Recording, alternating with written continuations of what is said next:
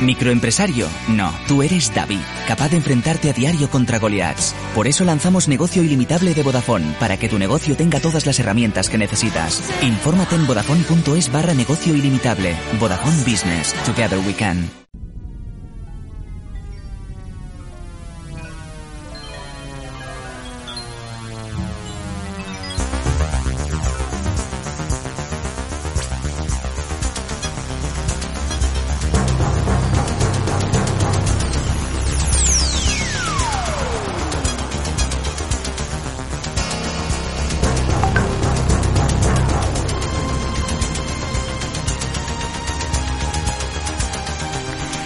Seguimos en Mercado Abierto, en Capital Radio. Es momento para nuestro espacio semanal con José Joaquín Flechoso de Cibercotizante. Hola, José Joaquín, muy buenas tardes, bienvenido. Muy buenas tardes, Rocío, encantado como siempre. José Joaquín, que cada semana nos presenta al invitado que nos acompaña en este espacio. Adelante.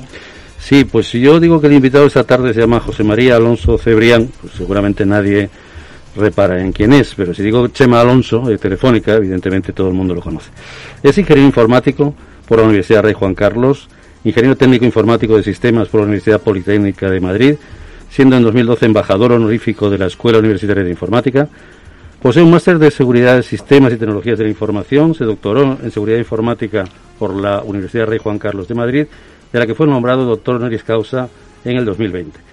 Microsoft le concedió el Microsoft MVP en el área de seguridad corporativa entre el 2005 y el 2016, y desde 2009 hasta 2018 dirigió e impartió clases en el Máster de Seguridad de Información de la Universidad Europea de Madrid.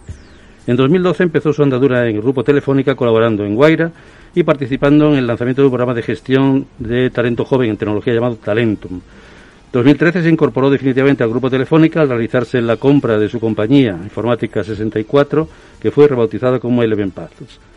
En 2016 ocupó el cargo de CDO en Telefónica y desde noviembre de 2019 ha sido nombrado CDCO en la misma compañía, en Telefónica. Posee desde el 2014 la medalla de oro de la ciberseguridad recibida por parte de la Universidad de Distancia de Madrid, y en 2017 fue condecorado con la Cruz de Mérito con distintivo blanco por la Guardia Civil por las colaboraciones habituales con la institución. En el 2014, cuando el diccionario de la RAE incorporó el término hacker, con la aceptación de pirata informático, Chema Alonso lanzó una campaña para recoger firmas y pedir que cambiaran este término, que al final consiguió con éxito cuando en el 2016 la RAE añadió la acepción al término hacker de persona experta en el manejo de computadores que se ocupa de la seguridad de los sistemas de información. En el 2019 Forbes lo eligió entre los 5 españoles más influyentes en el mundo de los negocios. Y yo diría que como mostoleño ejerciente, Chema Alonso fue pregonero de la fiesta de su pueblo en el 2018, lo cual creo que se siente muy orgulloso, aparte de ese largo currículo que, como decía Albert Camus, el éxito es fácil de obtener, lo difícil es merecerlo. Chema, muchas gracias por estar con nosotros. Buenas tardes. Bueno, gracias, y leer el currículo entero, ya casi no podemos ir. Le ha dado tiempo a hacer muchas cosas. Sí. Bueno, he de decir que lo de Microsoft no fue un año, sino 14 años. Sí, he dicho del 2006 al 2015. Ah, sí. Sí. No, mal. Que luego me regañan en Microsoft. Vamos a hablar de datos, de empleo, de economía de la atención. Vamos a comenzar, si les parece, por los datos. Primero, datos, inteligencia artificial y cloud computing, podríamos decir que son los pilares de la economía digital. ¿Por qué son tan valiosos los datos? Bueno, los datos son valiosos porque te permiten hacer algoritmos y sacar conocimiento, ¿no? Y el conocimiento tiene mucho valor para todos los negocios, ¿no? Sin datos tú no aprendes, y sin aprender no puedes vender ni hacer negocios.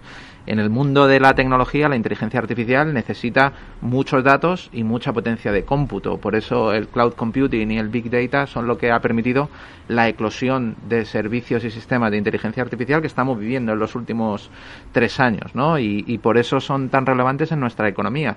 Hoy en día tenemos un montón de algoritmos de inteligencia artificial que han aprendido con muchos datos que están en nuestro entorno más cercano, en el teléfono móvil, en la televisión, en las recomendaciones en la web, en los anuncios, etcétera, y sin esa eclosión previa de las técnicas de Big Data y los datos masivos y la potencia de cómputo del cloud computing, pues no hubiera sido posible llegar al mundo en el que estamos, ¿no? Uh-huh. Existe una captación masiva de datos. ¿Existe una especie de síndrome de Diógenes con los datos? Sí, no. Es verdad que existe una captación masiva de datos porque hoy en día almacenarlos es barato y procesarlos es posible. Antes no se almacenaban todos esos datos porque no era muy costoso almacenarlos y porque una vez que los tenías era muy difícil de procesarlos. Hoy en día, como el cloud computing ha habilitado que sea posible procesarlos en tiempo útil y que el almacenamiento sea muy barato, pues por eso se capturan más datos. Y si existe un almacenamiento, un síndrome de Diógenes, pues es verdad que un mal responsable de datos de una compañía lo primero que va a decir es guárdalos todos los datos y luego ya los procesamos. Y yo creo que no es así. Es cierto que las compañías guardan todos los datos que creen que les son valiosos y que los puede procesar en el futuro y que por eso hay tanta captación de datos, pero con el objetivo de procesarlos, no simplemente de tenerlos, ¿no? José Joaquín. Sí, bueno, antiguamente a la gente había que presionarla, había casi que acosarla para que entregara la información confidencial, ¿no? Y hoy en día lo hacemos con una ligereza tremenda. Ponemos fotos nuestras con nuestra familia, aportamos muchísimos datos que son una gran fuente comercial. El tráfico de Internet se duplica casi cada 200 días. Nos piden muchas veces aceptar cookies que no sabemos hasta qué punto esas cookies nos están dando, siendo una trampa. Ahora muchas cookies dicen solamente aceptar las imprescindibles, una cosa que nos deja un poco como preocupados, ¿no?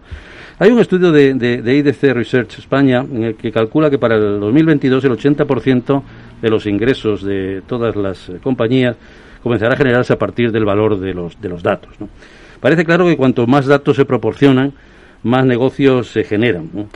Nicolaos Lautaris, que seguramente Chema lo conoce. Bueno, sí, lo conozco bien. Por eso, era de mi equipo. Exactamente. Bueno, es una de las personas que hablan de la compensación económica de los datos y según una conclusión que él escribió, una cifra en la que decía que una familia de 4 personas podía llegar a generar como 18.000 euros el valor de sus datos de forma anual, ¿no? A lo mejor con eso ya va a un banco y le dan un crédito por los 18.000 euros. Habrá que pensarlo dentro de poco. De aquí a 10 años, evidentemente la plataforma que no pague sus datos probablemente se quedará fuera de juego. Se pagará en criptomonedas, se pagará con tokens, se pagará de alguna manera. Pero contra todo eso, pues habría que crear esos nuevos conceptos que están apareciendo, como por ejemplo los PIMS, el Personal Information Management System, en el cual los datos personales se pueden tratar con un control de propiedad en el cual se pueden utilizar los datos, es decir, a quién, cuál de los terceros a los que llegan esos datos los pueden compartir. Y evidentemente todo esto, digamos, debería de armonizarse dentro de lo que son las propias regulaciones europeas, ¿no? Los derechos protegidos en la Unión Europea, porque en Europa el artículo 8º de la Carta de Derechos habla de que la protección de los datos es un derecho fundamental por todas las partes, junto con el régimen general de protección de datos. Interesantes, ¿no?, estas reflexiones que aporta José Joaquín, porque sí que es cierto que muchas veces aceptamos casi todo sin mirar. Interesante esto que tiene que ver con el pago por los datos. Las personas somos una fuente constante de emisión de datos. Lo que no tenemos claro es qué se hace con esos datos. Si están seguros nuestros datos, ¿lo están?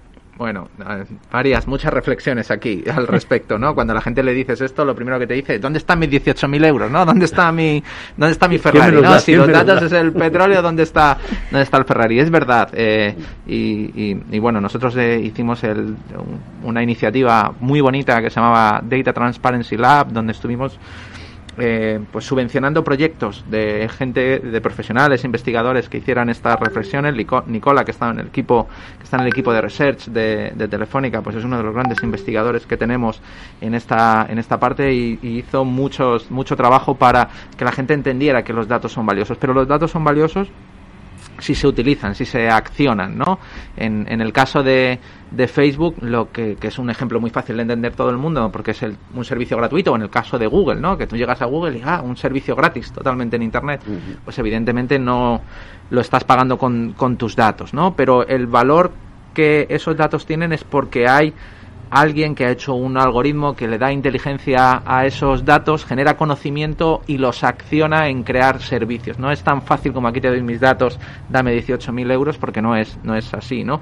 Y luego es verdad que ese dinero es en la suma de todos la gente al que les has dado tus datos, ¿no? Y cuando vas a una web y navegas una web y le das a ver las opciones de quién va a coger tus datos y son todo, pues un montón de empresas, ¿no? Tus datos se utilizan para muchas cosas, para generar inteligencia que a veces no tienen que ver directamente contigo, sino con núcleos de población, con actividades horarias, etcétera. O sea que no es tan sencillo.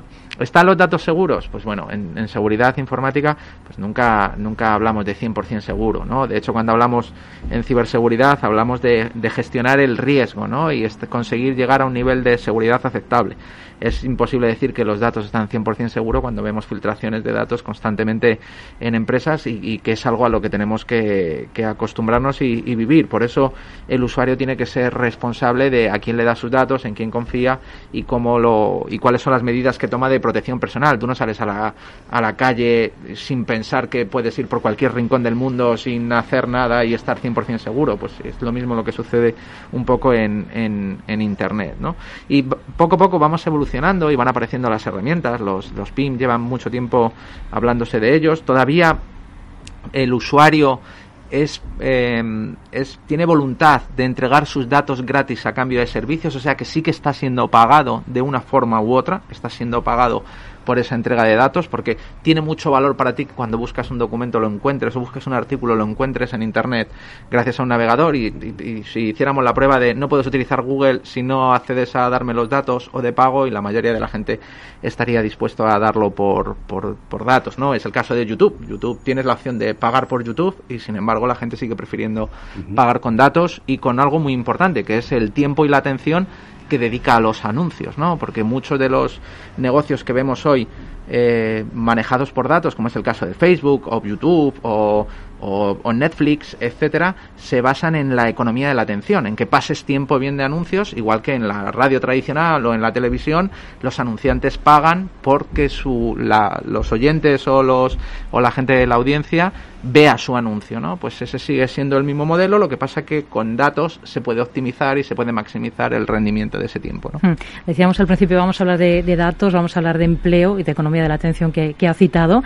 En relación a esto que estábamos comentando, de la protección de datos, se han generado puestos como el de delegado de protección de datos, el compliance officer como encargado de ese cumplimiento normativo. ¿Hasta qué punto los datos pueden generar empleo?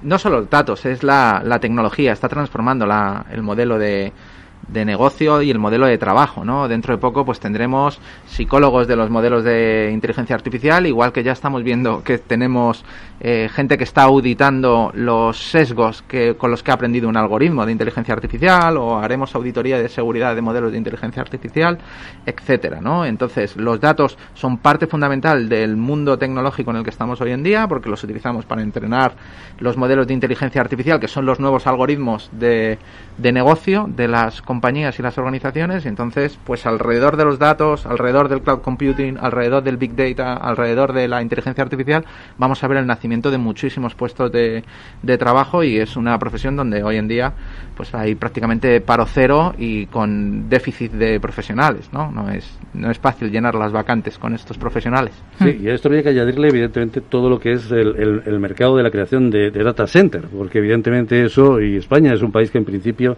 tiene una buena ubicación, y empresas como Amazon Web Services, Google o Microsoft han hablado de construir nuevos data centers en nuestro país y evidentemente para almacenar grandes volúmenes de datos. Y en esto momento. Google y Microsoft lo hacen con Telefónica. O sea, no solo lo han anunciado, lo vamos a hacer juntos. Evidentemente. Es lo estamos haciendo juntos, de hecho. Es cierto que efectivamente hay una alianza entre todos ellos. Eso es cierto, sí. Bueno, evidentemente todo esto, como decíamos antes, es un nuevo mercado en el cual hay grandes inversiones, se asemejan a las inversiones industriales, y sobre todo una creación de puestos de trabajo de especialistas en todos los niveles, pero también evidentemente los arquitectos, ingenieros, etcétera, que se generan, que son profesiones que, aunque no son directamente específicas, pero sin embargo hay que tener especialistas en esta materia. Que ya nos vamos dando cuenta a lo largo de cada semana, ¿no?, que estamos hablando de estos temas en este espacio, que faltan esos profesionales. Ligado con el tema que nos decía antes de la economía de la atención, estamos en un mundo digital con importantísimas dosis de información, con muchos emisores. La capacidad de atención, por tanto, es un recurso escaso. En este escenario, empresas particulares también cada vez más se esfuerzan por captarla, lo que se conoce como economía de la atención. Y nuestro smartphone es parte de ella, ¿no? ¿Qué tienen de adictivas todas estas aplicaciones?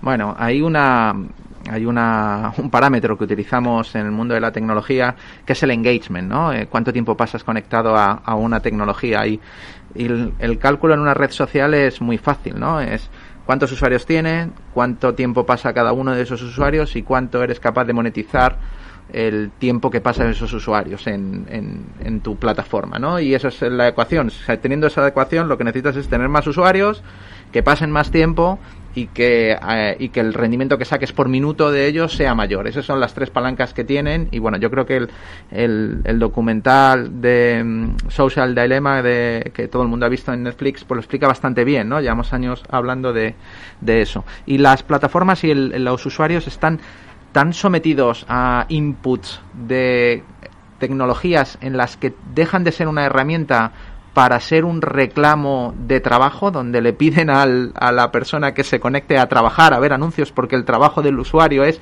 ver los anuncios que dan de comer a esa empresa, que los usuarios están dejando de tener largos periodos de atención, ¿no? Y ahí vemos como una red social como es TikTok pues ha sabido monetizar bien esa economía de la atención, obligando a los creadores de contenido a que no roben más de 59 segundos de tiempo de cada uno de los que ven sus contenidos en la plataforma social, para hacer que el usuario tenga el máxima inversión de su tiempo en recibir contenido y que puedan consumir muchísimo más contenido, ¿no? Por eso estamos hablando de microlearning, hablamos de micronoticias, hablamos de microentrenamiento, etcétera. Y cada vez más vamos a eso, ¿no? Nosotros utilizamos todos mypublicinbox.com, que es una plataforma de correo electrónico donde la gente que quiere contactar con nosotros, con profesionales, etcétera, tiene que pagar por el tiempo que lleva el leer esos correos y contestarlo, y el tiempo y lo que pagan va donado a ONGs, etcétera, pero simplemente para que la gente perciba que el tiempo es el recurso más valioso que tenemos hoy en día en Internet, ¿no? Y están apareciendo muchísimas startups que están viendo cómo maximizar esa economía de la atención, porque es realmente lo que tiene valioso, ¿no? Facebook utiliza todos esos datos que coge de los usuarios para maximizar el rendimiento que tiene de sus negocios por la atención de sus usuarios. José Joaquín. Y sobre ese tema de la economía de atención hay un trastorno de moda, que es el FOMO, ¿no? El FOMO que nos atormenta, es el miedo a perderse algo, ¿no? Cuando alguien está publicando algo, un correo que recibimos, una foto que se está poniendo, y esto realmente está creando una base psicológica y es parte digamos, el atractivo que tiene como irresistible esta economía de la atención, ¿no? Hay una ONG que se llama Time Well Spent, fundada por James Williams, en la cual lo que hace es buscar la forma de revertir esta atención digital.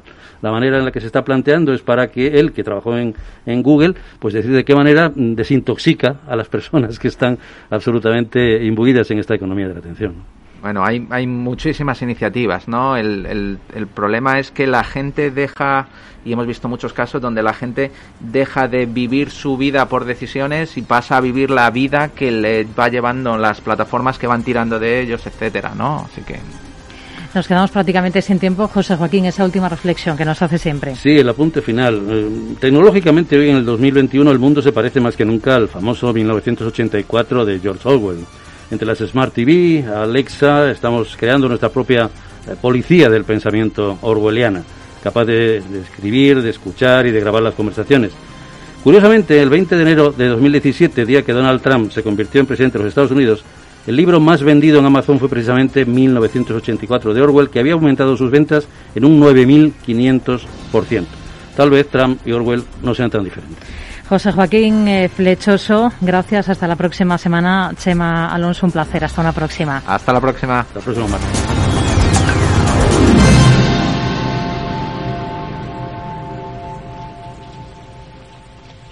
¿Microempresario? No, tú eres David, capaz de enfrentarte a diario contra Goliaths. Por eso lanzamos Negocio Ilimitable de Vodafone, para que tu negocio tenga todas las herramientas que necesitas. Infórmate en vodafone.es/negocio ilimitable. Vodafone Business. Together we can.